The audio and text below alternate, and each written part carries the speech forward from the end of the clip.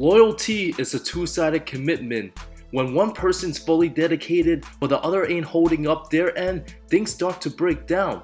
In the world of professional sports, we see this play out with star players and organizations. Dynasties are built when both sides fulfill their responsibilities, the star players delivering in the biggest moments, and the front office bringing in the right supporting cast, the perfect role players who can swing the outcome of a big series. Fans often expect humble, quiet, international superstars to stick with one team their whole careers, even if that means sacrificing a chance to win elsewhere. Take Dirk Nowitzki for example. After leading the Dallas Mavericks to the 2011 title, the 7-foot German took multiple pay cuts to help the team build around him, but the Mavs dropped the ball. Entering the start of the new 2020s decade, Giannis Antetokounmpo and Nikola Jokic solidified themselves as two of the best players in the association. Two of the biggest draft steals, each have won multiple MVPs, delivered a championship, been viewed the best player in the game, the faces of their franchises, shown extreme loyalty to their teams and cities. Greek Freak could have easily left for Miami after the bubble, but overcame tremendous obstacles, became extremely patient, believed in his role players, two of the most dominating primes of this generation, but their windows for their same team in uniform now getting limited.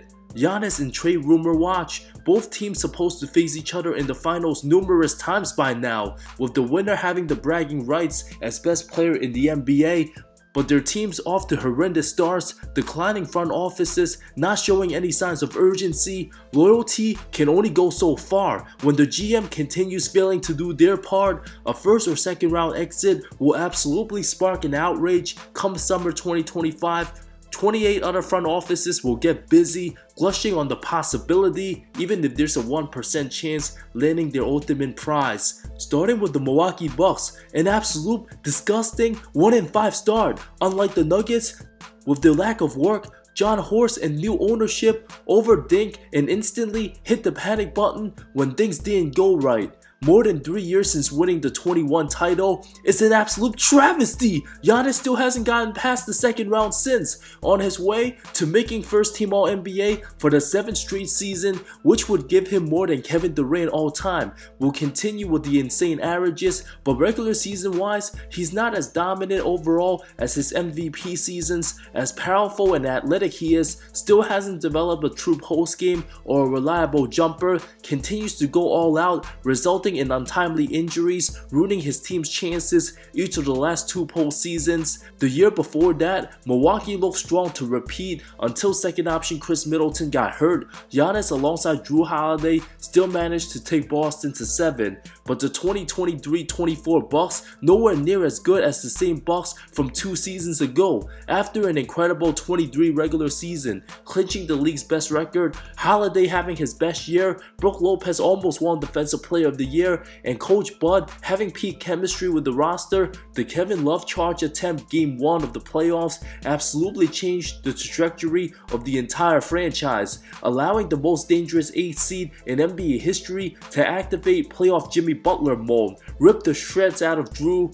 Giannis' flaws becoming the team's kryptonite, blowing back-to-back double-digit fourth-quarter leads, having Grayson Allen dribble all the way to Cancun. As time ran out, so did the Bucks' title chances. To be fair, Giannis did miss several games and rushed to come back, just like how 2011 Spurs got beat by 8th-seeded Memphis, a proud franchise who dominated for over a decade plus. San Antonio did not fire Popovich. All they did was trade their 5th best player for the 15th pick in the draft, Kawhi Leonard. Look how that turned out. As for the Bucks, they fired Coach Bud, who tragically lost his brother prior to Game 4 of the Miami series. The devastation of the start of a series of bad decisions, a costly choice that led to the signing of Mr. King of 3-1 Shivers. So much of an overreaction, this franchise might never recover. It was Budenholzer's first season with the team that led Milwaukee to 60 wins. Aside from the playoff collapses, team had a real identity, a trusted lineup with two-way excellence Jrue Holiday and big-time ISO scorer Middleton. It wasn't until Giannis said this when the franchise did the improbable. As long as we play and we approach the game every single day the right way and we all sacrifice for a common goal, I can see myself being in Milwaukee Bucks for the rest of my career.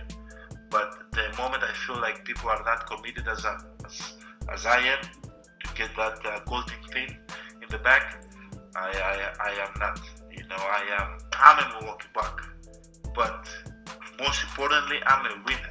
I want to win, and I have to do whatever it takes for me to win. And if there's a better situation for me to win the Larry O'Brien, I have to take that better situation. Leading to a blockbuster trade that stole the summer, inadvertently handing their rival Celtics a ring and possibly more by trading All-Star Jrue Holiday for Portland's Damian Lillard, a lethal scoring guard who's a defensive liability and been a massive disappointment at that end. Didn't end up resigning defensive Javon Carter, replaced him with piss-poor defensive liability Malik Beasley. Alongside Lillard, the worst defensive starting backcourt in the NBA. Giannis had to go all out just to keep his team afloat. Worst bad competition, a 32-14 record, then fired rookie head coach Adrian Griffin, being the biggest scapegoat. Since then, being 20-28 overall, including their 6-game loss to the Pacers. When will teams ever learn about Doc Rivers? Does he have dirt on the NBA? That keeps getting him hired. At least under Griffin, team's offense looked good, while with Doc, both offense and defense poor as heck. Adding Darvin Ham only adds insult to injuries. Even if they fired Doc, everybody ready to have a field day with Ham. The disappointing Dame Lillard exposing his true colors ruined his loyalty status after finally demanding out of Portland 2 years too late, given his old age at 34 for an undersized guard. A shoot-first point guard with a rim-running big ain't working. Having a disgusting 4.1 of 12 shooting game, providing zero defense, makes Milwaukee way worse, while Jrue, being the ultimate teammate, won his second championship.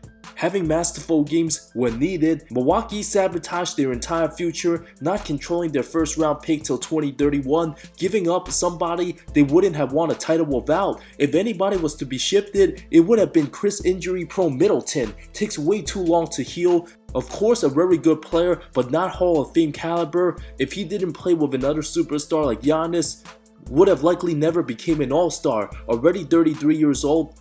The lack of games played amongst the three, with an older, slower 36-year-old Brook Lopez, who's finally slowing down, gave the franchise more than they could ever imagine. The team also screwed up massively by trading away Dante DiVincenzo for a washed-up Serge Ibaka, now one of the best role players in the league, whose money in the playoffs. The front office also didn't grant Giannis his wishes when they elected not to resign Thanasis. Whether you believe he's NBA caliber or not, he's the one Giannis trusts most, and not being there on the bench already have their superstar pissed off. Thanasis, one of those guys that can truly hold Giannis accountable, have his back 24/7. Even this past summer, Lillard said he didn't work out together with Giannis, with Olympic play and Giannis getting married. Lillard also spoke about how the Bucks messed with his ability to see his family due to divorce. The duo still lacking chemistry, non-existent pick and roll threat, has no identity, relying on Bobby Portis, Pat Connaughton, and Brook Lopez, all shooting under 30% from deep to start the year, and Torian Wallace Prince, their best outside shooter, absolutely won't cut it. Gary Trent Jr. and Darvin Ham's princess asked to do more than their given role, pure lunacy. The Zodiac sign experts gotta enjoy their popcorns seeing this type of collapse. Lillard's legacy, being a top 75 player, gets more laughable by the day. Doc Rivers, top 15 coach ever, an absolute bigger travesty. Giannis personally might have never wanted Coach Bud fired or Jrue traded, but their decisions will forever be held responsible by the front office. All these compounding mistakes, the disastrous coaching staff with the awful pieces of players,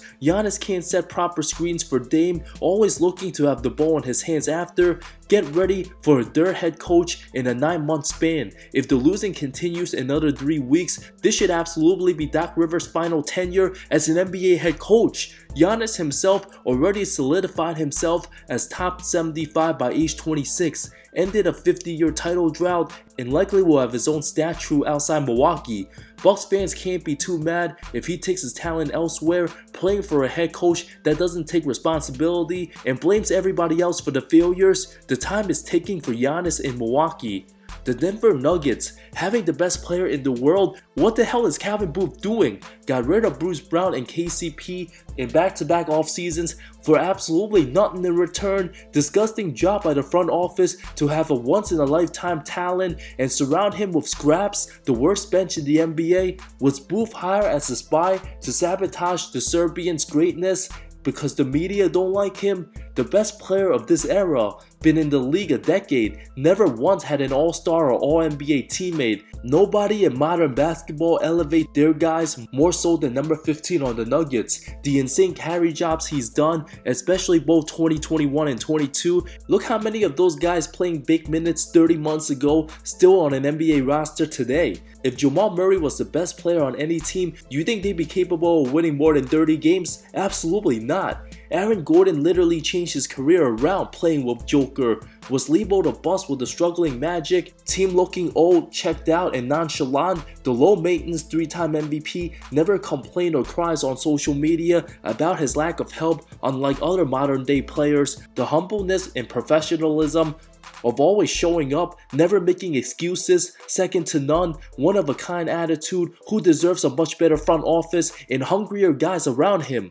Avoiding to paying the luxury tax with the new CBA, punishing the 2023 champs, none of the current young guys proven to be ready. Team absolutely has no outside shooting when Murray's playing like crap, which he often does to start every regular season. Porter way too streaky. Mike Malone's lack of trust on his younger players when they're forced to get minutes, like Peyton Watson and Julian Strawder. Neither one sniffed a minute from Game 7 Minnesota loss. Having Justin Holiday being the most trusted bench guy compared to Minnesota having Nas Reed, even 2023 Jeff Green would have been a massive upgrade.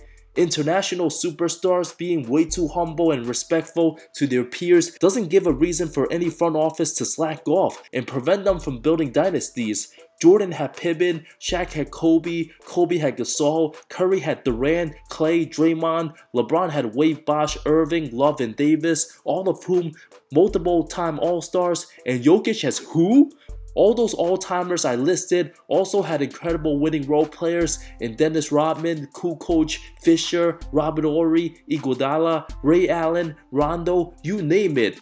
And who are the Nuggets' key role players? Absolutely nobody. With the league being more competitive than ever, it's 2024, don't have enough outside shooting. With the best passer and all-ball creator of this century, 3 more years paid over 114 mil of MPJ would be the most likely trade candidate, and a potential Zach LaVine deal wouldn't surprise anybody. Or a Cam Johnson and Finney Smith package, perhaps a predictable game, doesn't excel much outside of being a good shooter, defense shaky, an expensive one-trick pony. Disappears for long stretches. Without the aggressive Bruce Brown, MPJ hasn't stepped up to be more aggressive. Being relatively healthy the last 2 seasons, a blessing for the Nuggets given his health history. If Porter has yet to average more than 17.5 points since the 21 season, that needs to change ASAP if he's willing to step up. Jamal Murray agreed to 4 years, $208, one of the best closers in the playoffs, but is he ever going to be a good enough second option on multiple years contention? Murray, an absolute travesty outside the Laker game winners, disappeared when his shots off all of last playoffs, nowhere near Trae Young or Donovan Mitchell level. The colder he often gets, and Denver somehow struggles to maintain a playoff spot, find themselves in play-in territory come February. The anger and frustration from Murray and Coach Malone, not a friendly sign to see. Having a flawed second and third option for a contender simply won't cut it in today's NBA. Russ Westbrook's lack of outside shooting absolutely killing the team. Going 2 of 8 with 3 or 4 turnovers, just a standard typical Russ in today's NBA. Zeke Naji, 8 years, 32 mil from Booth, that never plays, a waste of cap space, having no true backup big to allow Jokic resting minutes. This franchise seems to be just happy winning 1 championship when capable of winning multiple, with their God-given special talent, from Jokic being the most durable superstar throughout the 2020s, dragging below average talent to the playoffs, getting unjustifiably ridiculed for coming up short. Many even had the audacity to put Joel Embiid's name in the Jokic conversations. The burden the franchise put on one man, working their 7-foot phenom like a horse.